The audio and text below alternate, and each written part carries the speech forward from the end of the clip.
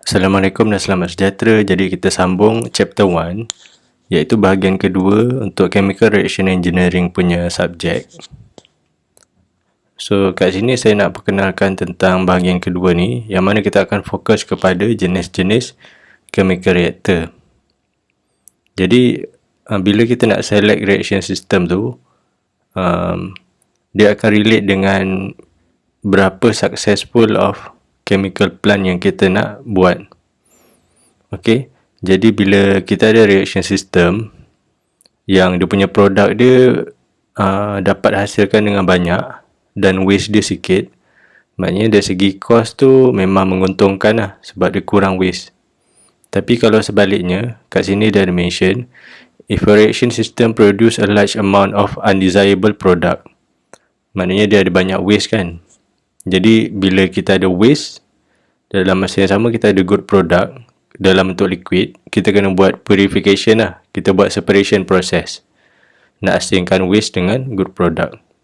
Jadi bila kita tambah satu lagi proses separation, maknanya dari segi cost dia akan jadi lebih tinggi. Okay, ni ada contoh-contoh dia.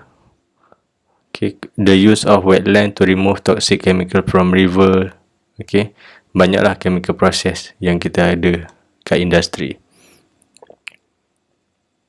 Okay, jadi ni ada contoh-contoh yang melibatkan chemical reaction. Okay, dari segi chemical reaction ni ada banyak jenis. Yang pertama, kat sini contoh dia adalah decomposition.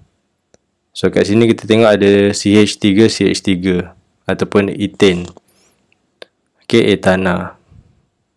So etana dia boleh jadi dua produk yang baru, iaitu hidrogen dengan ethena.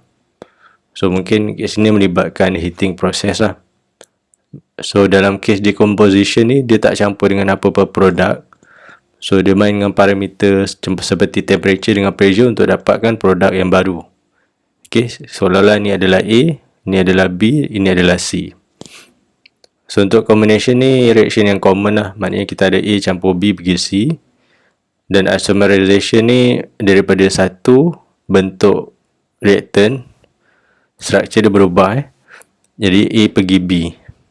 Okay, so bila kita ada A pergi B, bila kita nak buat dia punya reaction rate dia, so kita ada dua komponen lah. So kalau komponen yang dekat A, dia tak akan boleh jadi positif, sebab bila reaction berlaku, chemical A makin lama makin sikit dia akan hilang, dan chemical B ni dia makin lama makin terbentuk.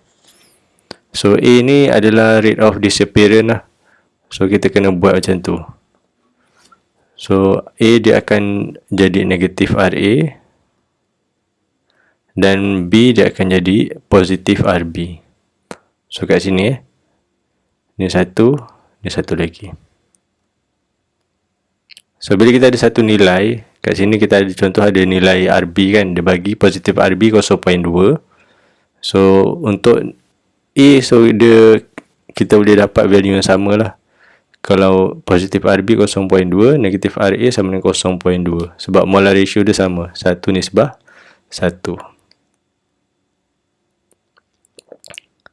So ni tak ada apa explanation, cuma kat sini dia nak highlight satu benda. Rate of reaction ni sebenarnya kita boleh tukar pada simbol yang lain. Okay, contoh kat sini, rate of reaction ni sebenarnya sama dengan dCA bahagi dt.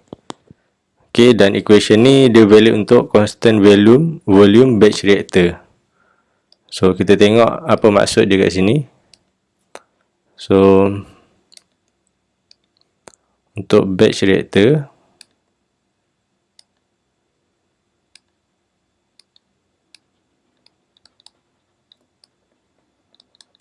katalah dalam batch reactor ni kita ada reaction A pergi B. So ni ada negatif RA dengan positif RB. So kita tahu negatif RA ni dia punya unit dia mol bagi meter cube bagi dengan second. So mol ni kalau ikut simbol dia adalah Na. Tu maksud mol. Kalau mol A maknanya Na ni adalah mol untuk komponen A. So meter cube kita tahu adalah volume, second ni adalah time. So kalau kita nak tulis secara kasar, Na bagi dengan V bagi dengan T. Itu adalah negatif RA. So Na kat sini sebenarnya adalah perubahan mol, sebab A ni makin lama makin hilang. Okey, katalah dia asalnya ada 10 mol. Okey, 10 mol A. Ini adalah initial. So selepas kita nak balas, katalah dia jadi kosong. So final mol of A katalah kosong mol. So Na ni sebenarnya kita nak ukur perubahan, so kita letak D. So D tu adalah delta. So kalau ada simbol D, maksud dia adalah delta. So untuk batch reactor, volume dia biasa constant, sebab batch reactor ni dia macam satu bekas kan. Kita masukkan komponen A, kemudian kita masukkan komponen B. Okey, so baru ada dalam ni. So sini volume dia fix lah. So bila volume dia fix, kita boleh bagi Na bahagi V. So Na bahagi V kita akan dapat dengan unit concentration lah, Ca. Ca ni sebenarnya concentration kan, mol per liter. Sebab liter boleh convert meter cube, so dia adalah equivalent. Negatif Ra sama dengan dNa bahagi V dengan bahagi T sama dengan dCa bahagi T. So satu lagi kita ada CSTR.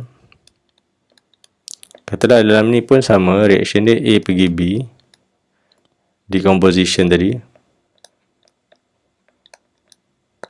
So equation yang ada ni kita kena modify sikit, sebab CSTR ni dia punya konsep, dia ada molar flow rate ataupun Fa not. Okey, kemudian ada molar flow rate yang final. So kat sini ada simbol yang berbeza lah. F ni apa maksud dia? F ni adalah molar flow rate, sebab dia steady state kan. Steady state tu lah aliran mol. So molar flow rate ni unit dia adalah mol per second. So kalau Fa not adalah molar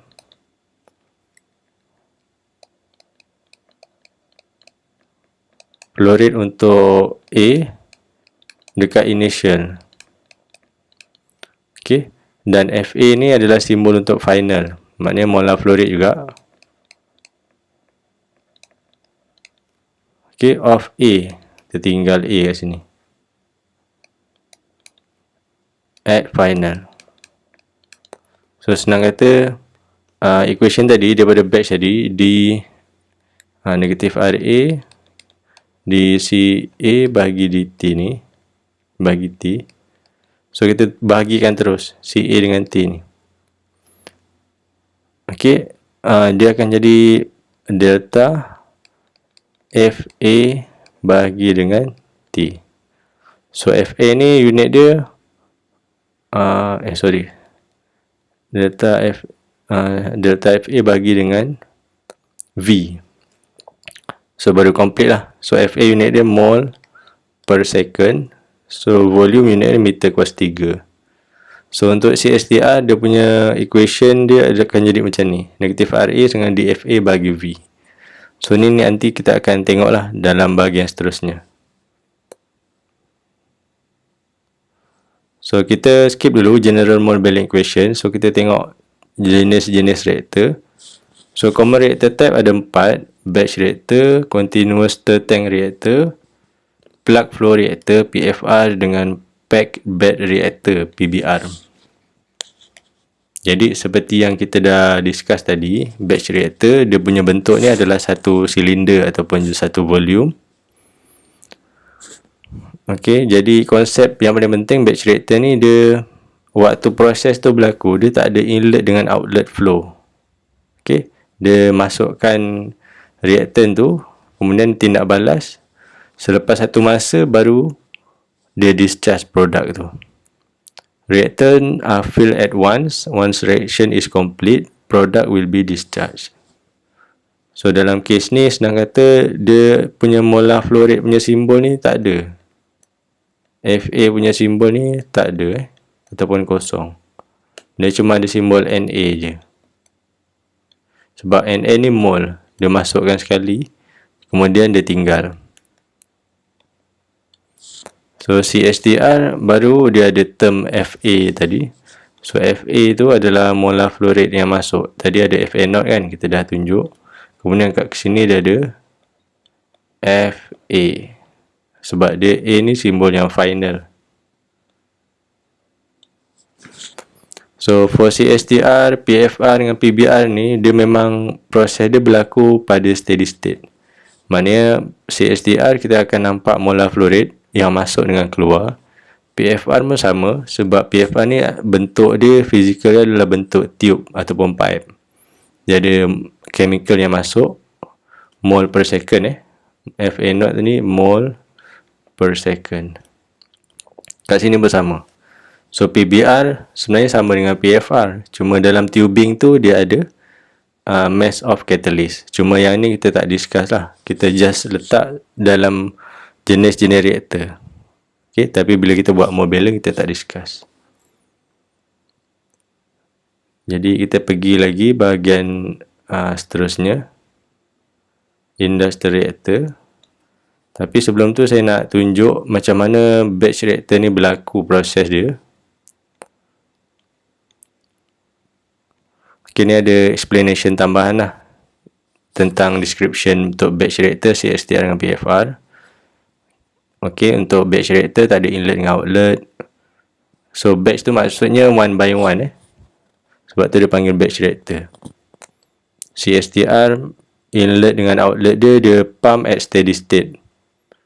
Steady state ni maksudnya constant flow rate. So kat sini sebenarnya kita ada satu indikator yang penting lah untuk steady state ni, adalah dia punya level dia. So level dalam tangki ni sepatutnya akan sentiasa sama lah. Sebab bila inlet dengan outlet dia kita masukkan dengan keluarkan ni steady, level dia pun akan steady. So steady tu means constant. So kalau steady state kita akan nampak kita punya reaktor ni level dia sentiasa sama, sebab rate of yang masuk dan keluar dia sama. So yang last kali PFR. PFR ni bentuk dia macam ni dia adalah satu tubing. Sebab dia nak jimat space, so dia buat dalam bentuk lingkaran lah, ataupun gulung. Kemudian sebab reaction di PFR ni kadang-kadang dia exothermic. Exothermic maknanya release haba kan. So dia akan letak water bath. So water bath ni bantu untuk control reaction temperature. So untuk batch reactor, okay, ni gambar ajar dia masukkan chemical, step dia. Kemudian bila reaction takes place, dia akan jadi produksi. Okay, kalau dia perlukan temperature dengan pressure, dia akan control lah. Kemudian new product will be discharged. Untuk CSTR, so kita perlukan tangki sebab kita nak pump secara continuous kan. Kita tak boleh tuang lah. Kalau tuang, maknanya kita tak boleh dapat steady state nanti dia punya raw material yang masuk. So kita kena ada pump dengan tangki. So ni tangki untuk bahan A ni raw material dia dengan B. So bila ada pump, dia akan discharge ni pun pakai pump juga, masuk tangki untuk produk. So reaction dekat CSTR ni, dia punya reaction ni sangat cepat lah, sebab tu conversion dia sangat rendah.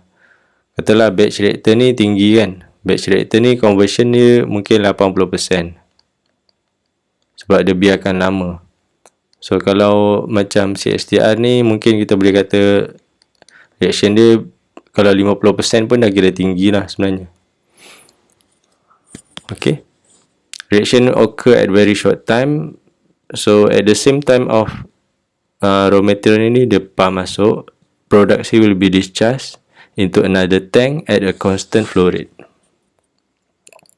And lastly is the PFR.